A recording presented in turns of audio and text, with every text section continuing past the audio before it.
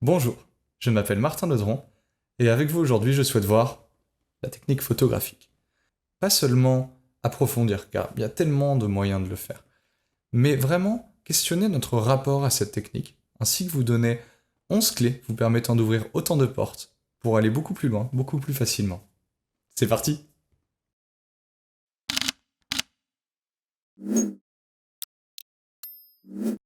Quitte à parler techniquement, les lunettes sont pour les écrans et elles peuvent beaucoup aider les yeux. La technique est cette boîte à outils que l'on va amener avec nous sur le terrain. Sans elle, on ne fait rien de grandiose, sauf rarement par accident. Quand on va sur le chantier de réaliser un grand chef-d'œuvre, mieux vaut avoir assez d'outils dans son sac, mais ne pas s'y perdre. Il est en effet facile, lorsque l'on veut trop approfondir, de dégoter beaucoup de techniques qui vont se mélanger les pinceaux en fin de compte. Si l'on est un débutant et que l'on va essayer de voir le zone system ou l'effet Breniza, ça peut juste ne pas avoir de plus-value pratique et nous charger mentalement. Donc, mon rapport à la technique est celui qui va dire il faut considérer à quel point s'équiper mentalement. C'est l'équipe mentale. Demandez-vous si vous ne vous chargez pas trop avant de partir. Cette valise, cette boîte à outils que l'on emmène avec nous sur le terrain, on a besoin que les choses soient claires, que l'on sorte une technique, clac, et qu'on l'utilise. L'équipe mentale, l'équipement mental que l'on a, ne doit pas être trop lourd, il doit être à notre mesure. Si l'on arrive à s'y retrouver et à sortir rapidement la bonne technique au bon moment, alors on fait ce qu'il faut. Ce que je souhaite vous proposer, ce sont donc 11 commandements comme autant de brèches laissant passer la lumière sur des aspects que nous ne connaissions peut-être pas, afin d'y trouver de l'inspiration qui soit utilisable en pratique. Car c'est cet aspect pratique que la technique va venir couvrir.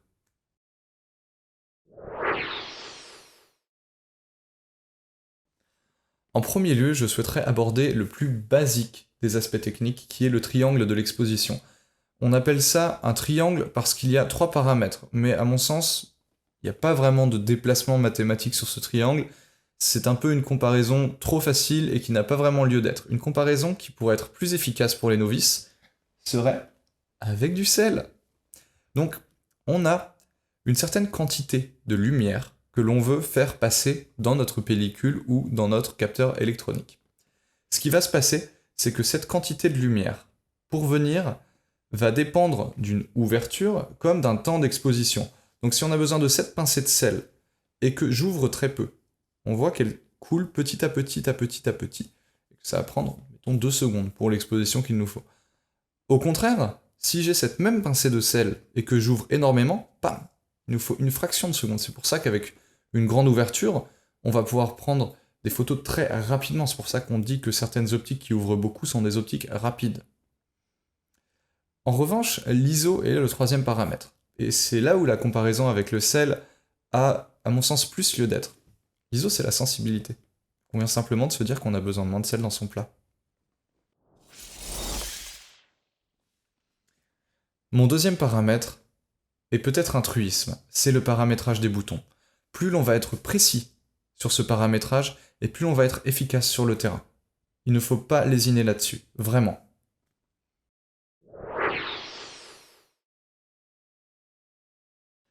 Il existe une fonction sur les appareils, notamment les plus récents, nommée le focus picking, qui permet avec une optique manuelle de savoir où le focus se fait à l'aide de la netteté. Mais à mon sens, il y a bien mieux, c'est la loupe. C'est-à-dire, certaines fonctions qui permettent de magnifier l'image dans l'image.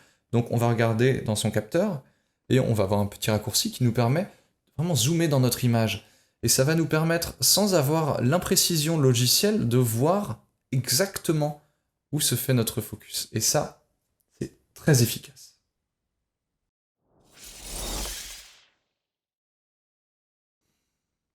Le 4e conseil est pour les snipers de la photographie. Il s'agit du mode DMF, Direct Manual Focus. Direct Manual Focus, pourquoi ? Car on va régler l'appareil sur un petit collimateur. Ce petit collimateur va être précis et va nous permettre déjà de ne pas avoir les erreurs algorithmiques du mode large. On fait le focus sur cette zone, donc c'est-à-dire s'il y a un enfant qui passe devant, on s'en fiche. Le focus est fait sur cette zone, donc on peut l'ajuster plus facilement. Et ensuite, on vient donner la rectification finale si ça a lieu d'être. C'est extrêmement efficace à mon sens, ça convient à presque toutes les situations.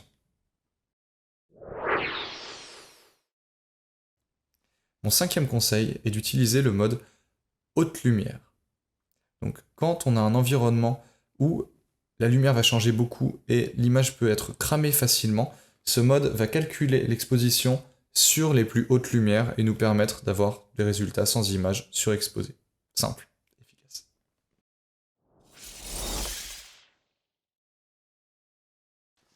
Le paramètre que nous allons voir à présent est celui qui a sans doute eu le plus d'influence pratique sur ma photographie. Pourquoi ? Car c'est l'ISO automatique. Cela nous permet d'avoir tous les paramètres du mode manuel à portée de main, en même temps que l'on n'a pas à s'ennuyer avec un ISO que l'on va régler manuellement parce que la situation va changer. C'est-à-dire que sur les appareils plus performants d'aujourd'hui, on peut définir une valeur haute d'ISO qui ne dépassera pas, et nos photos seront globalement ajustées comme on le voudra, car on a cette roue d'exposition nous permettant d'avoir l'exposition souhaitée. Elles auront l'ouverture souhaitée et elles auront la vitesse souhaitée. Tout est parfait, on a le contrôle total sur nos photographies. L'ISO automatique, merveille. Il y a un cas où on va déroger au mode manuel pour utiliser cet ISO automatique. Ce cas, c'est lorsque l'on est en extérieur. C'est-à-dire que si j'ai mon mode ISO automatique et que j'ai ma vitesse d'obturation réglée en manuel sur, mettons, 1/400 de seconde, sauf que je suis dehors, il fait très beau, et bien, mes photos risquent d'être surexposées malgré tout. Donc, dans ce cas, le plus souhaitable est de passer en mode A et de laisser la valeur d'ISO jouer de pair avec la vitesse d'obturation qui va être réglée par ce mode A. Donc ça peut sembler être du chinois, mais dès lors que l'on commence à utiliser ce paramètre, tout est extrêmement facile et je vous conseille vraiment, vraiment, vraiment d'y jeter un coup d'œil si votre appareil vous le permet. Et je vous montre ainsi des photos prises en extérieur pour montrer la versatilité de ce mode ISO automatique et comment on va passer d'une scène à l'autre sans aucun problème. C'est vraiment un délice à utiliser, c'est d'une praticité sans nom, c'est une totale recommandation pour ma part.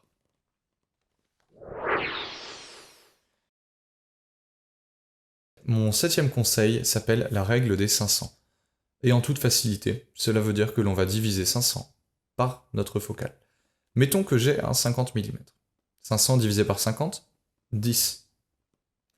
Cela signifie que je vais pouvoir prendre le ciel de nuit en astrophotographie au maximum pendant 10 secondes avant qu'il y ait un bouger sur les étoiles. Sans compter le vent évidemment. Mais c'est une règle qui est extrêmement pratique. Ça veut dire que si j'ai une focale qui est de 500 mm, c'est un angle beaucoup plus étroit, eh bien la règle des 500 va me dire au maximum tu vas poser ton appareil pendant 1 seconde, sinon tu vas avoir cet effet de filet. Et c'est une règle qui permet de faire de l'astrophotographie d'une manière assez débutante, mais d'une manière très fluide, sans avoir cet effet de filet que l'on va avoir sur certaines photographies, comme celle que je vous montre à présent.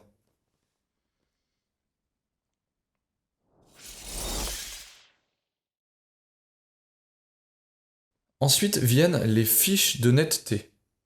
Il est toujours bon de savoir là où son optique performe au mieux. Donc mettons que je veuille faire un paysage et que j'ai une certaine optique dont le piqué maximum soit à f8. Je vais vouloir prendre ma photographie à f8. Cela me permettra d'avoir un superbe piqué sur toute la photographie. Or, certaines autres optiques vont avoir leur piqué maximal à f5.6 par exemple. Eh bien, il est bon de le savoir. Il y a des gens qui vont tester ces optiques et en faire des feuilles. Fichier un petit peu Excel. C'est parfait, autant les regarder.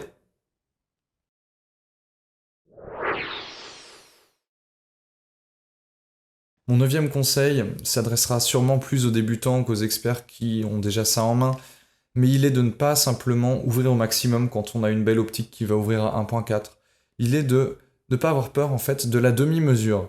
C'est-à-dire que l'on a du matériel et on nous dit attention, il ne faut peut-être pas trop monter dans les ISO, il ne faut pas trop fermer. Eh bien, des fois si.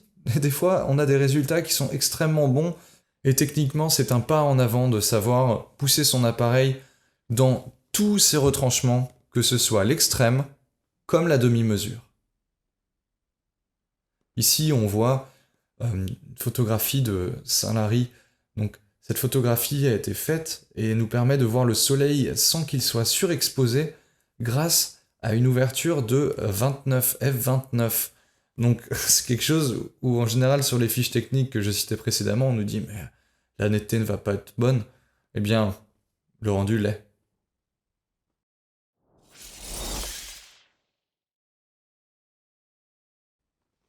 Le 10e conseil est celui de la distance hyperfocale. Dit comme ça, on dirait presque le nom d'un film de science-fiction, ça en jette. Sauf que c'est quelque chose de très pratique et de très utile. Mettons que je veuille prendre l'horizon et que je veux que ma photographie de paysage soit nette. Si je fais le focus sur l'horizon, eh bien, mettons qu'il y ait le point le plus net, celui-ci va être sur l'horizon. Or, on va avoir une courbe dégressive autour de ce point le plus net. C'est-à-dire que ça va être extrêmement net à l'horizon et un tout petit peu moins net proche de l'horizon et de moins en moins net jusqu'à nous. Donc, si on fait le focus un peu avant l'horizon, on va avoir une plage beaucoup plus large de netteté optimale. Voilà la distance hyperfocale. La distance hyperfocale est l'étendue dans laquelle les détails sont assez nets. Utiliser la distance hyperfocale est dans le fond assez simple. Il y a une manière relativement imprécise quelque part de le faire, mais efficace. Cette manière est de prendre un premier cliché et de regarder jusqu'où la netteté est acceptable. Donc on va par exemple se mettre sur l'horizon, prendre notre cliché de l'horizon et se dire tiens, au niveau de cet arbre, la netteté est bonne. Eh bien, on va refaire le cliché en ajustant notre focus sur cet arbre. C'est simple. Et ça nous permet d'augmenter drastiquement la qualité du rendu sans avoir à faire de compromis.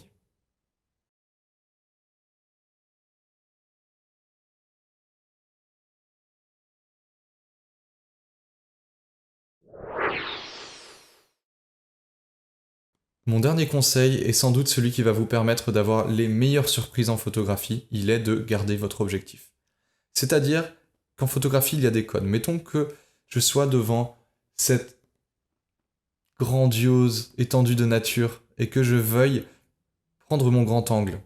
Eh bien, si je garde mon optique de portrait, je vais peut-être avoir une surprise incroyable. Et garder un objectif va casser ces codes en nous donnant directement un résultat. Et ce résultat direct va souvent se révéler être parmi nos meilleurs clichés. Et ça va me permettre vraiment d'ouvrir mes possibles. Et nous y reviendrons dans une vidéo sur le matériel. J'ai souhaité au travers de cette vidéo vous ouvrir un panel de possibles. Et il y en a tellement d'autres. Donc je souhaiterais vous proposer de faire part de toutes vos suggestions afin que l'on puisse s'alimenter les uns les autres au niveau technique. Savoir quelles sont vraiment pour vous ces choses à avoir sous le coude qui ne vont pas nous charger mentalement mais qui vont être utilisables presque à tous les coups. Je tiens à appuyer encore une fois l'importance de la technique et c'est pour cela que j'ai la place dans ma Triforce. On a besoin de technique pour faire de la photographie. Sans technique, non seulement on ne sait pas faire, mais aussi on ne sait pas ce qu'on peut faire. Nous nous retrouverons la semaine prochaine pour la dernière vidéo sur la Triforce. Si vous n'avez pas vu la précédente, je vous invite également à en prendre connaissance.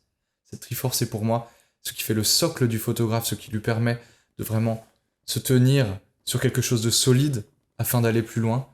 Et ce plus loin, j'espère le retrouver avec vous. C'était Martin Daudron, je vous souhaite une très belle journée. Merci de me suivre, à bientôt.